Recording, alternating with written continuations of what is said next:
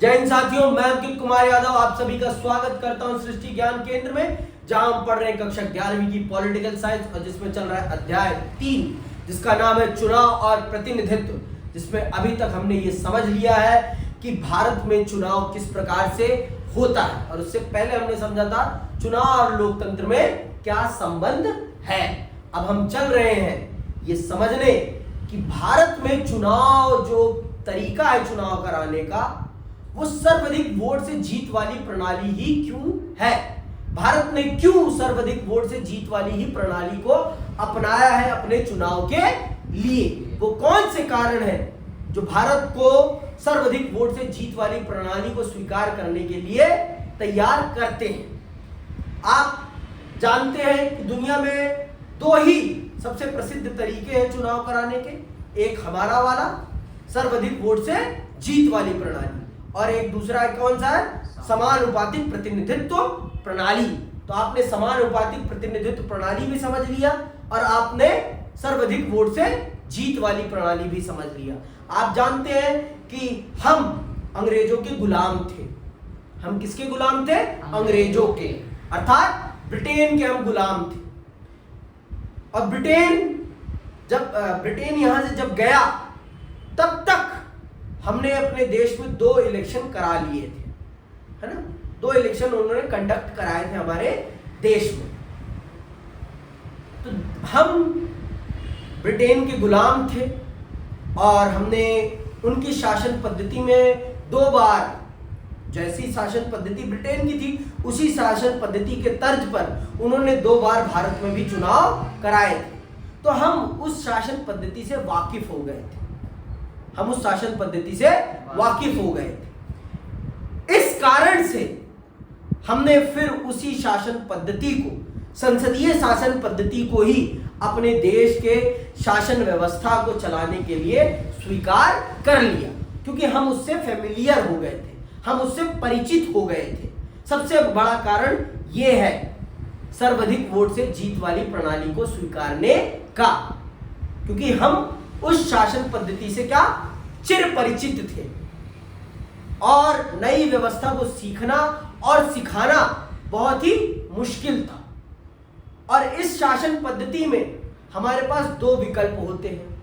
हम दल को भी चुन सकते हैं अगर हमारी इच्छा है तो, और हम व्यक्ति को भी चुन सकते हैं। प्रमुख तौर पर हम इस शासन पद्धति में व्यक्ति को चुनते हैं, लेकिन दल भी चुना जाता है। दोनों चीजें चुनी जा सकती हैं। पर समानुपातिक प्रतिनिधित्व प्रणाली में सिर्फ एक ही विकल्प है आपके पास, क्या? पार्टी को चुनना। उसमें आपके पास व्यक्ति को चुनने का कोई अधिकार नहीं है।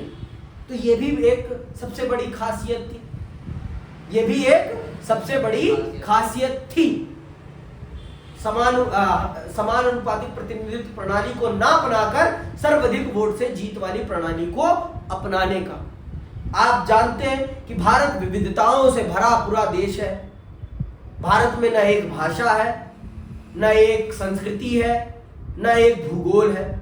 भारत में ये सारी चीजें बहुत बड़ी संख्या में है। भाषाएं भी बहुत सारी हैं, संस्कृतियां भी बहुत सारी हैं, भोजन भी बहुत सारा है और भूगोल में भी विभिन्नता है। उत्तर भारत अगर आप चले जाएंगे तो आपको सर्दी ही मिलेगी और आप दक्षिण भारत चले जाएंगे तो आपको गर्मी ही मिलेगी। भौगोलिक विविधता भी असीम है। तो इसका रिप्रेजेंटेशन सही ढंग से हो, इसका भी हमें ख्याल रखना था, इसका भी हमें ख्याल रखना था। तो इन सब चीजों को देखते हुए हमने अपनी चुनाव पद्धति या अपनी चुनाव प्रणाली सर्वाधिक वोट से जीत वाली स्वीकारी। अभी और हम विस्तार से समझ लेंगे अपनी इस किताब में लिखे हुए शब्दों के माध्यम से। तो आइए पढ़ते हैं और समझते हैं उन प्रमुख कारणों को जिनके कारण हमने समानुपातिक प्रतिनिधित्व प्रणाली ना अपनाकर सर्वाधिक वोट से जीत वाली प्रणाली को अपनाया अपने देश के लिए।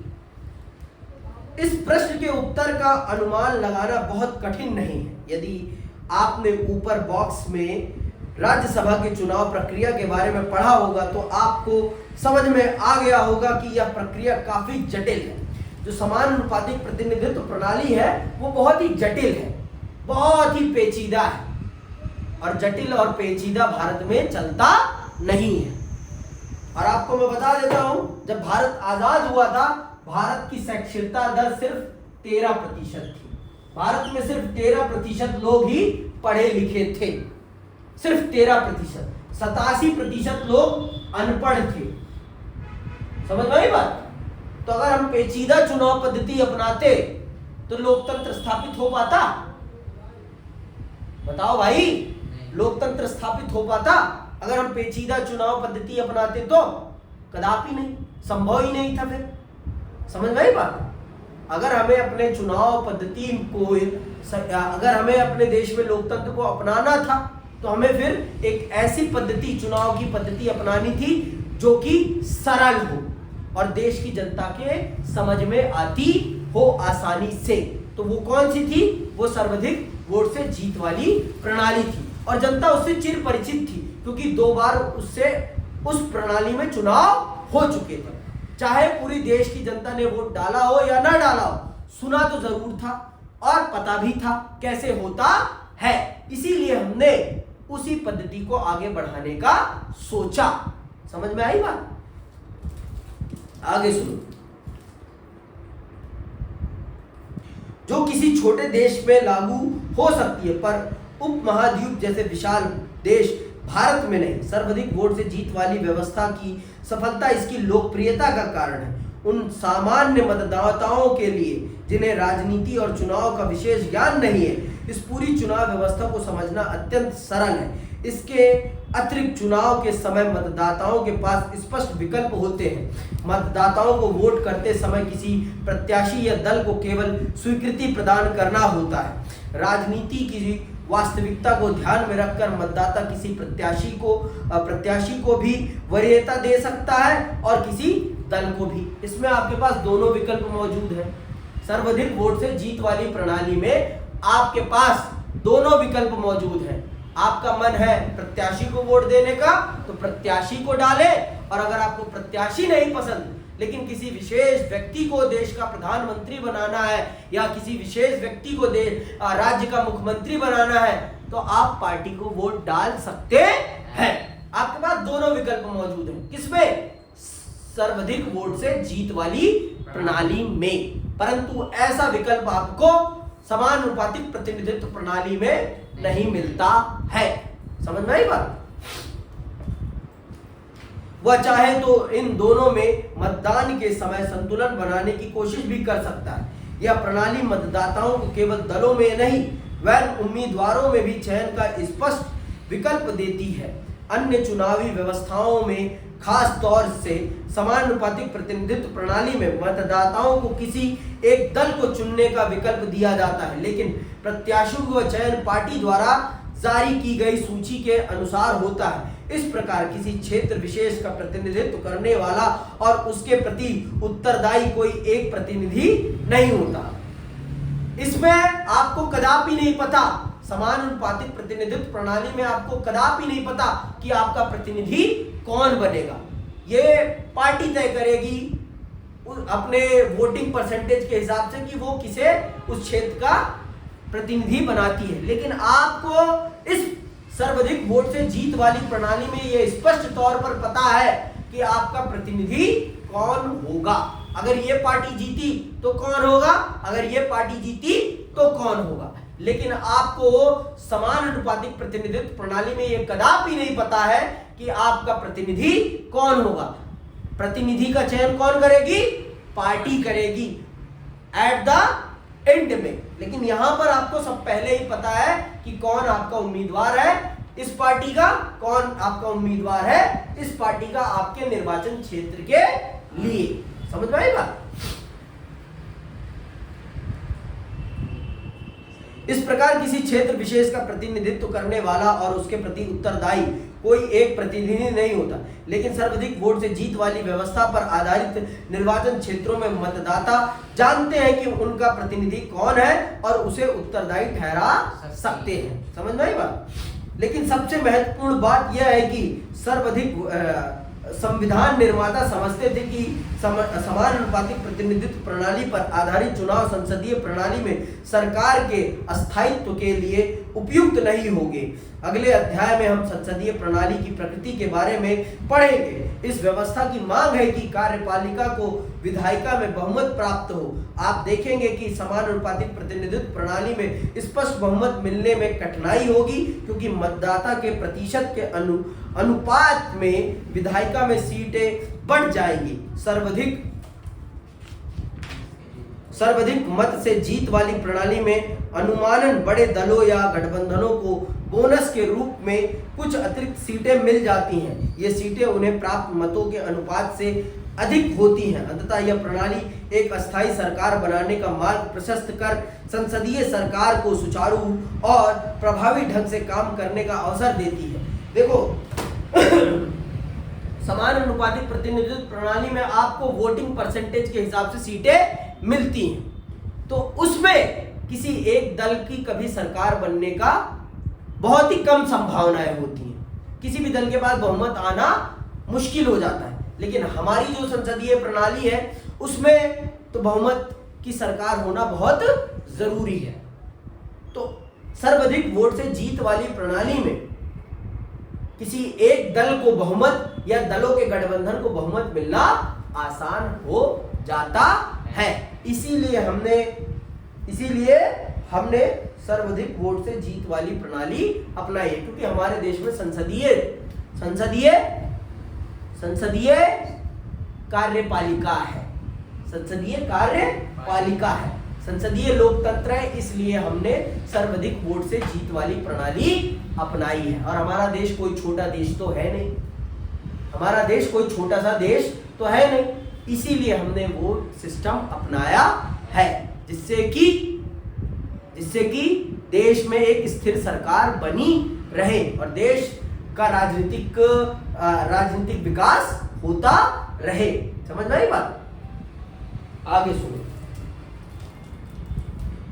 अंत में सर्वाधिक मत से जीत वाली प्रणाली एक निर्वाचन क्षेत्र में विभिन्न सामाजिक वर्गों को एकजुट होकर चुनाव जीतने में मदद करती है। भारत जैसे विविधताओं वाले देश में समानुपातिक प्रतिनिधित्व प्रणाली प्रत्येक समुदाय को अपनी एक राष्ट्रव्यापी पार्टी बनाने को प्रेरित करेगी। संभवतः यह बात भी हमारे संविधान बनाने वालों के दिमाग में रही होगी। संविधान का अब तक का कामकाज संविधान निर्माताओं की अपेक्षाओं को प्रमाणित करता है। संविधान निर्माताओं की उम्मीदों को संविधान की कार्य प्रणाली से प्राप्त अनुभव प्रमाणित करता है। सर्वाधिक मत से जीत वाली प्रणाली आम मतदाता के लिए सरल और सुपरिचित सिद्ध हुई है। इसने केंद्र और राज्यों में बड़े दलों को स्पष्ट बहुमत प्राप्त करने में मदद की है। इस प्रणाली ने उन दलों को भी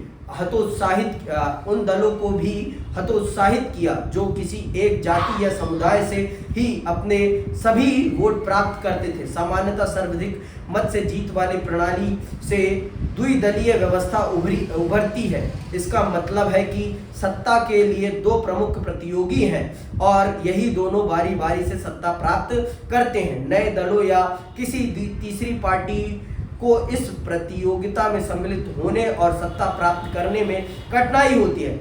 इस संदर्भ में भारत में इस प्रणाली का अनुभव कुछ अलग है। स्वतंत्रता के बाद यद्यपि हमने सर्वाधिक मत से जीत वाली प्रणाली अपनाई, फिर भी एक दल का वर्चस्व उभर कर सामने आया। इसके साथ साथ अनेक छोटे दल भी अस्तित्व में रहे।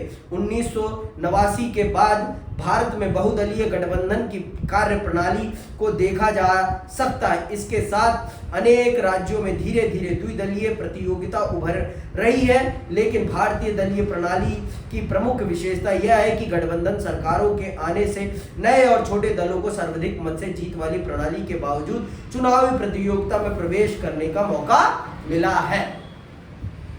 भारत में देखो सक्सेसफुल अभी तक तो सर्वाधिक वोट से जीत वाली प्रणाली ही रही है और इसके बहुत सारे कारण हैं।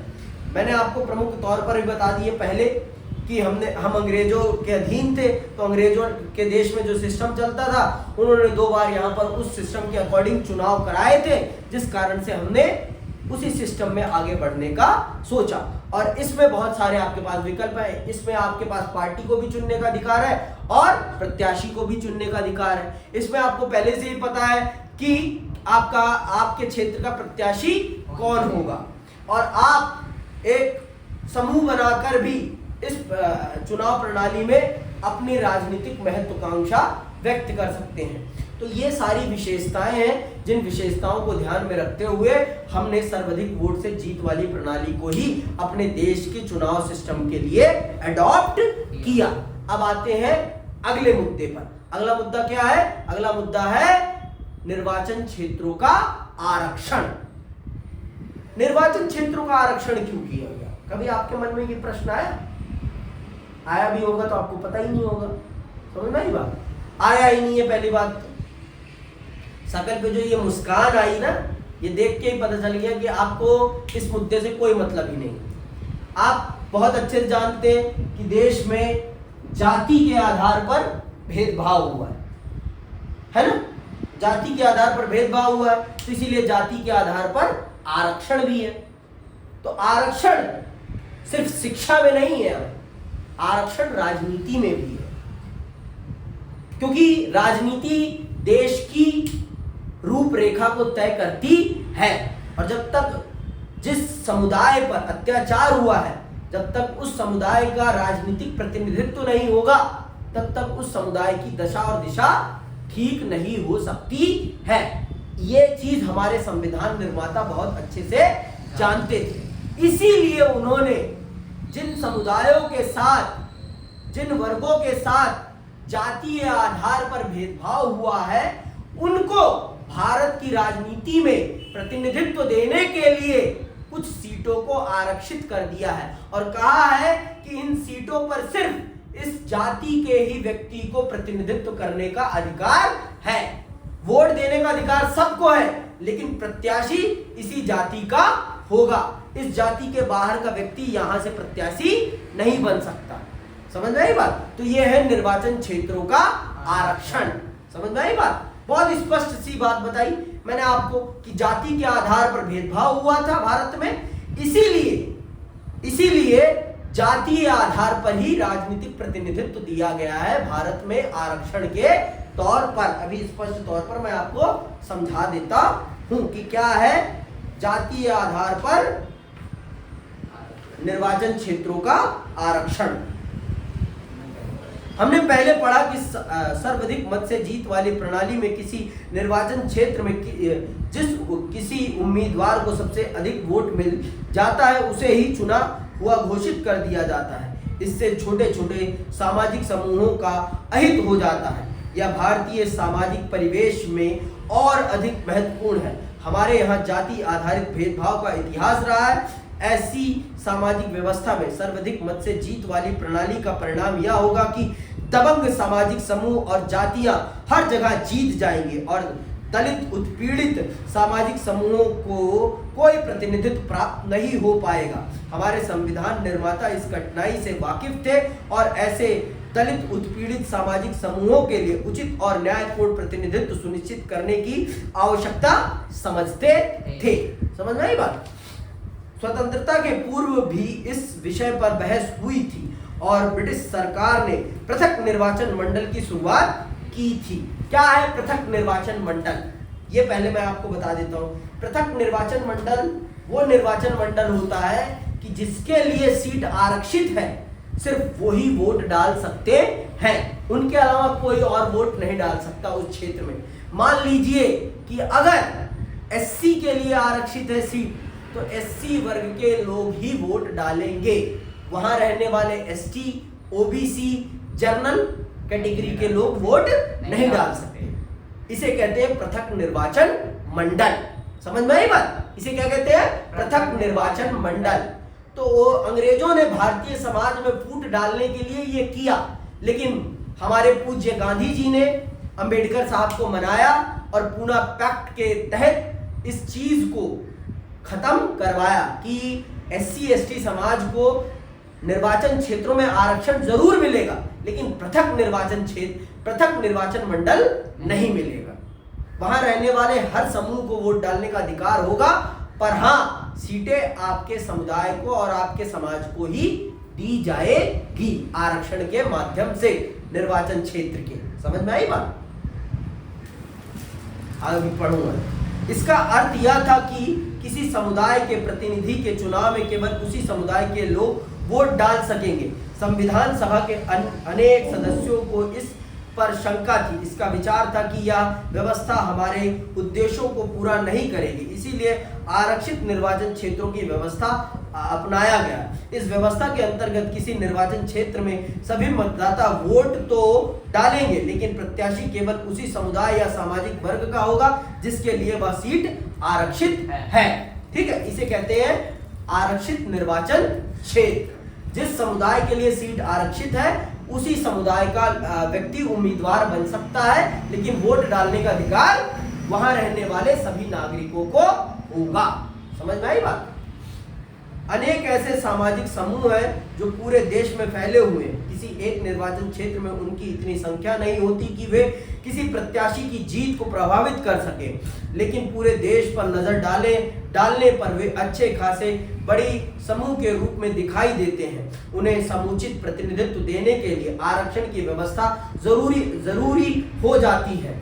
संविधान अनुसूचित जातियों और अनुसूचित जनजातियों के लिए लोकसभा और राज्य की विधानसभाओं में आरक्षण की व्यवस्था करता है। प्रारंभ में यह व्यवस्था 10 वर्ष के लिए की गई थी, पर अनेक संवैधानिक संशोधनों द्वारा इसे बढ़ाकर 2020 तक कर दिया गया है। आरक्षण की अवधि खत्म होने पर संसद इसे और आगे बढ़ाने का निर्णय ले सकती है। इन दोनों समूहों की आरक्षित सीटों का वही अनुपात है जो भारत की जनसंख्या में इनका अनुपात है।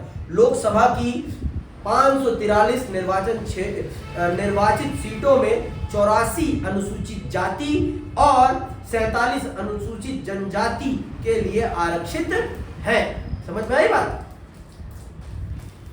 कौन से निर्वाचन क्षेत्र आरक्षित होंगे यह कौन तय करता है? किस आधार पर यह निर्णय लिया जाता है कि कौन से निर्वाचन क्षेत्र आरक्षित होंगे और कौन तय करता है कि किन निर्वाचन क्षेत्रों का आरक्षण होगा?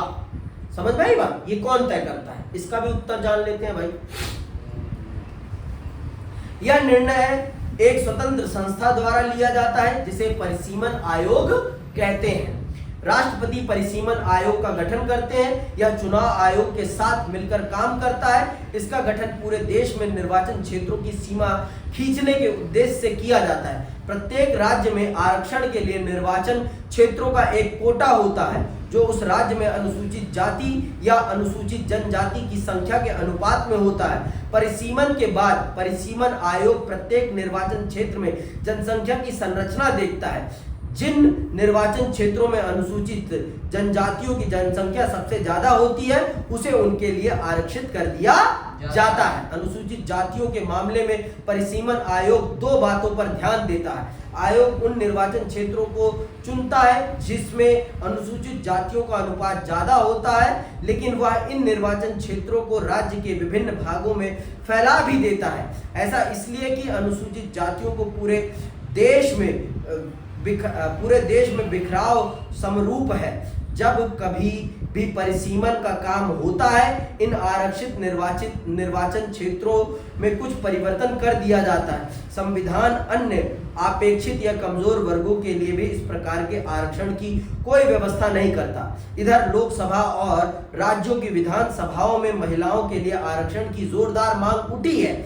यह देखते हुए कि प्रतिनिधि संख्याओं में बहुत कम महिलाएं चुनी जाती हैं, उनके लिए 1/3 सीट आरक्षित करने की बात हो रही है। शहरी और ग्रामीण स्थानीय सरकारों में महिलाओं के लिए सीटें आरक्षित कर दी गई हैं। इसे हम अस्थायी सरकार वाले अध्याय में पढ़ेंगे। लोकसभा और विधानसभा में ऐसी ही व्यवस्था करने के लिए संविधान का संशोधन करना पड़ेगा। इसके लिए लोकसभा में कई बार संशोधन प्रस्ताव लाया गया पर उसे पारित नहीं किया जा सका है, लेकिन इस बार लाया गया था और इस बार पारित कर दिया गया है। समझ में आई बात? लेकिन कहा जा रहा है कि 2029 के बाद वो लागू होगा, जिसे नारी वंदन अधिनियम कहा गया है।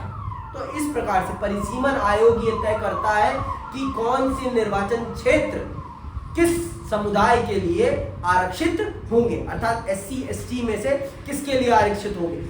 और प्रमुख तौर पर यही देखा जाता है कि जहां उनकी संख्या ज्यादा होती है वही सीट उनके लिए आरक्षित कर दी जाती है। तो ये तरीका है भारत में निर्वाचन क्षेत्रों के आरक्षण का। और निर्वाचन क्षेत्रों का आरक्षण क्यों किया गया है ये भी मैंने आपको बता दिया है। तो आज के लिए बस इतना, इसी के साथ मैं विदा लेता हूं। जय हिंद, जय भारत।